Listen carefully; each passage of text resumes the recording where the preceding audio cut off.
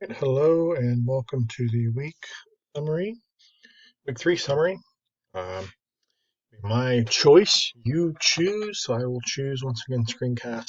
I'm definitely going to pick screencasting for weeks four and week five, the final week five. Wow. Um, Screencasting has been the way to go. Really enjoy it. So we're going to keep doing this. Start by talking about the discussion posts. First one, shift happens.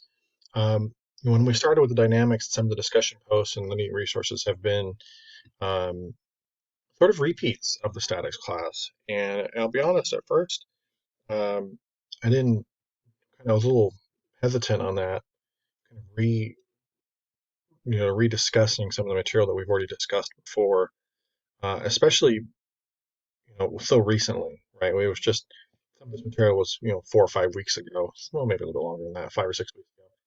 We've already sort of discussed it, and I was curious to see how much different it would be. But I'm sort of enjoying the opportunity. I sort of equate it to, if you're in a conversation and you think of something really great to say in that conversation, but you think of it, on the way home from the party about 40 minutes after that conversation ended.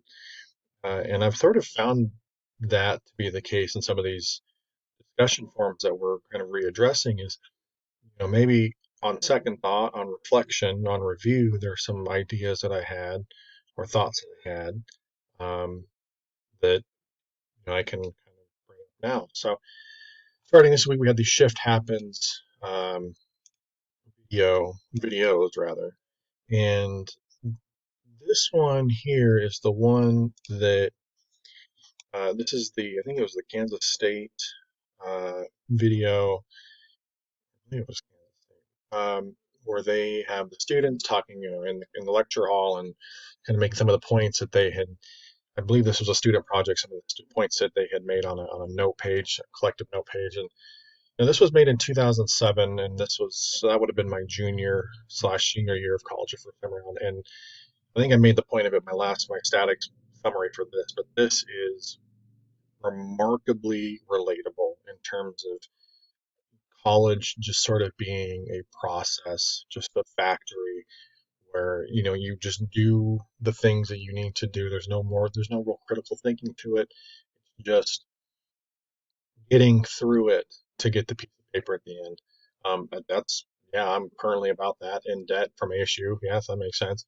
Um, so yeah, again, very relatable, very, very, very accurate. Some of the points I made in here about class size. I mean, that is going to ASU. I remember being in ASU, going and sitting in a political science lecture in the agricultural building because they didn't have a lecture hall big enough for the science students in the building where political science classes where the department was. The Laddie Core building didn't have a hall big enough for all the political science students.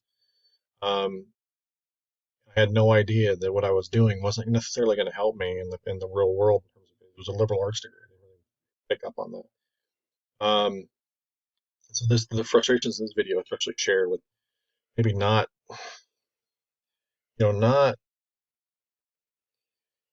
getting the direction that you need um, at that time, just really rang home. I wanted to share those thoughts. The next topic was the quantum commuting topic, and we shared. This was really this. The question here is really just in terms of um, like a security question, and I'm going to sort of echo my thoughts from the first time around we talked about this. But to me, this feels like a Cold War arms race scenario, right? You think of the Cold War where it was, the first part of the Cold War where it was who can build a bigger weapon, right? Who can build a bigger nuclear uh, weapon, right? You see these testing, you see all the old videos of the United States and Russia back and forth, making bigger and better bombs. And then as you get into the 80s, we had the Star Wars project where the defense systems came in. And it was just such a race of who can build the bigger weapon, who can defend the best. And I can see that with quantum computing. Now, this is interesting because in the past, I want to say 30 years, yeah, about 3 decades, we have shifted defense-wise, up until that time, up until let's say the mid 80s, up to the end of the Cold War, we had been focused on defense against other state actors, right, other countries. Um, I guess you can even go longer than that, but the terror, the idea of the 93 World Trade Center bombing, the 9/11 attacks, that has now shifted to it's not so much a state, it's not so much a different state, but it can be smaller groups that maybe are sponsored by states, maybe are getting funding from states, but not necessarily states, they're small groups. The interesting thing about quantum computing and the defense against quantum computing attacks, the quantum computer is not something that a small terrorist group um, will have access to, right? So this is something that is going to be exclusively back in the hands of a state. So I think that's sort of an interesting return if quantum computing does become the next big threat. We're in a war, we're in an arms race against other countries to build the biggest, fastest quantum computers that can break into other, quantum computer systems, security systems, or rather defend against these type of attacks, these type of intrusions. It's going to be on again a state-to-state level, and I thought that was really fascinating how we are potentially going to be transitioning back um, to that state versus state situation. The next thing we talked about was the rep rap movement. Um, the idea of the rep rap being the idea of a printer that can sort of fix itself to some degree, right? It can print its own replacement part. And I like the idea. It's sort of this, you kind of think of, oh, that's very revolutionary. You can have a printer, buy a printer, and then it can take care of itself. You can print the parts that you need, and it's hopefully affordable, and you can bring this technology into middle class homes, maybe lower class homes.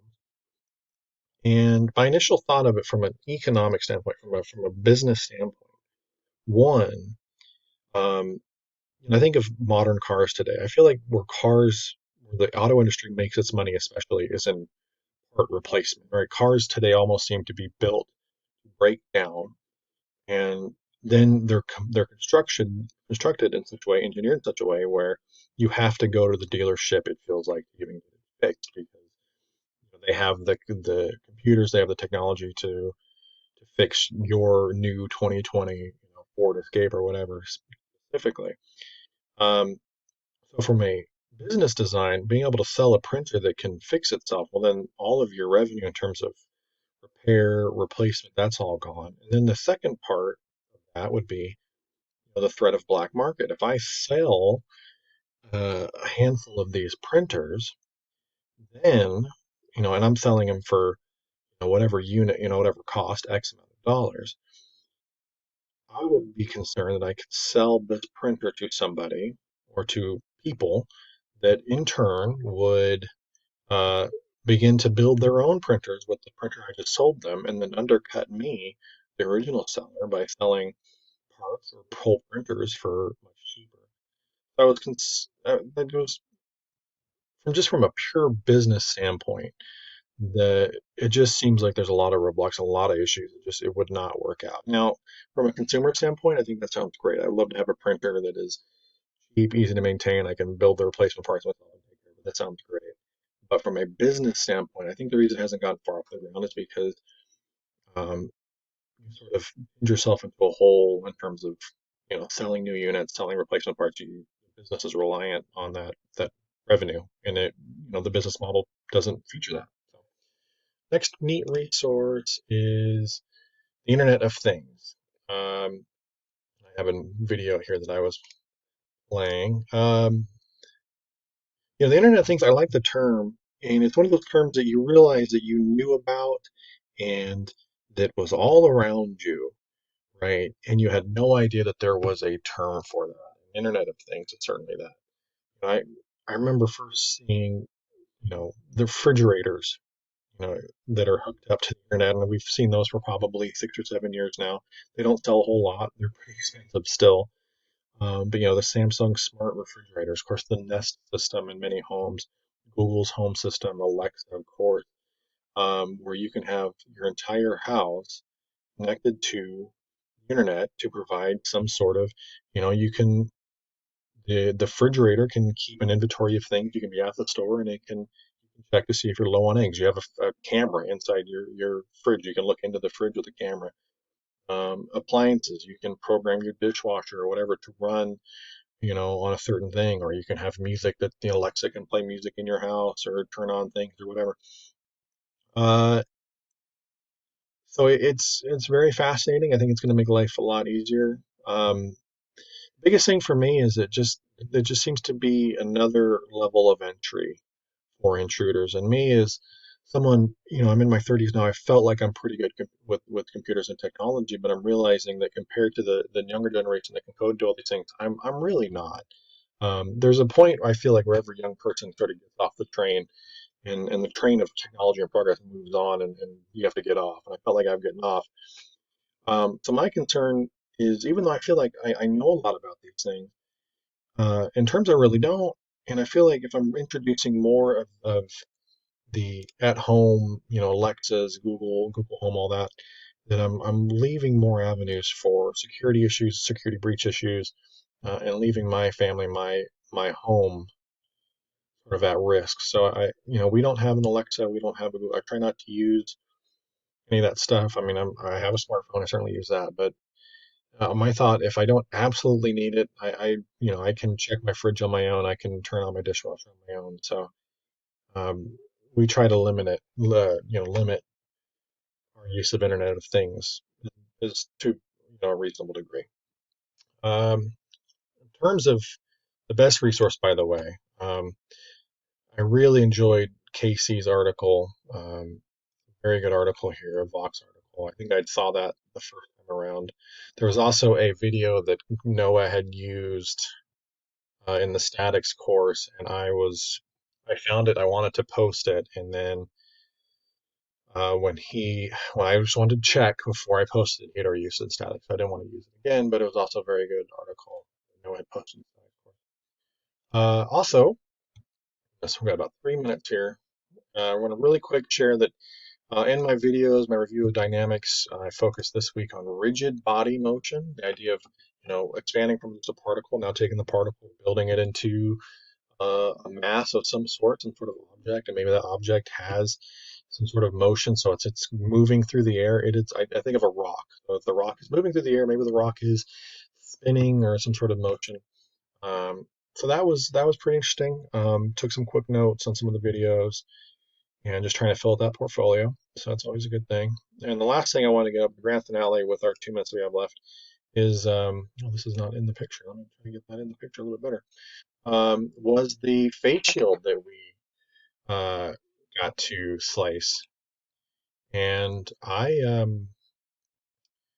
this MakerBot thing in the past few weeks has been just a ton of fun, and being able to learn and to do the log cabin was neat, and then to be able to get to do this now, and I'm going to try and run this. I guess it's the print preview, right? And I can hear my computer warming up to do it. Just learning how to do this has been a ton of fun. Like I think I said in my last summary that I actually, after I did this, went on Amazon, tried to look at the Replicator Plus and see how much it was. It's like, yeah, I can, I've got everything. I could go and get a printer and I could have it and I can do it. And then I saw it, and it was, I mean, for a 3D printer, I suppose it's pretty reasonable. I think it was right around the $2,000 mark. I want to say $2,200, $2,199, something like that. And so, maybe after college, I'm trying to save money. That's 2 semesters at least at PVCC. Oh man, it looks like I'm going to run out of time here before this actually gets going. But wanted to include this in the summary. But yeah, I've really enjoyed this, and hopefully, we're able to make some of these. And like I said, we were making some of these now, and be able to contribute some of them, whatever we can contribute, be it 100 or so, who knows for sure. But hopefully contribute those and help some hospitals somewhere in the valley. With some PPE, it certainly doesn't hurt, right? So with that, that's just about time. 15 seconds here to go, and hopefully it doesn't look like it's running. I guess I suppose I should have paused if I didn't. Anyway, that is the week 3 summary. 2 weeks to go. Thank you for watching, and I will talk to you Monday.